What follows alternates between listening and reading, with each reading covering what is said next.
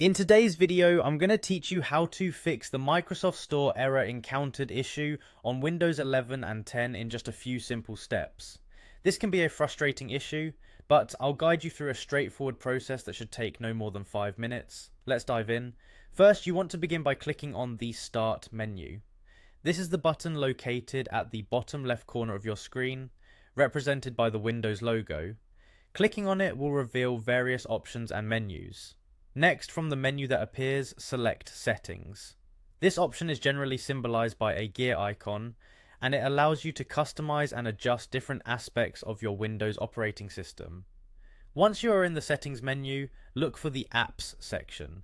This section manages all the applications installed on your computer, making it the perfect place to address issues related to the Microsoft Store. So go ahead and click on Apps. Within the Apps menu, you'll need to locate and click on Installed Apps. This option lists all the software currently on your computer. Take a moment to let it load because this list can be comprehensive depending on how many applications you have. Once all your installed applications are visible, scroll through the list until you find the Microsoft Store. When you locate it, click on it to expand its options. You should see something called Advanced Options. Click on this to access more detailed settings for the Microsoft Store application itself. Now that you're in the advanced options, look for the Repair button. Repairing the app is often a quick fix for common issues, as it allows Windows to essentially go through and correct any of the basic errors that might be causing your Microsoft Store to act up.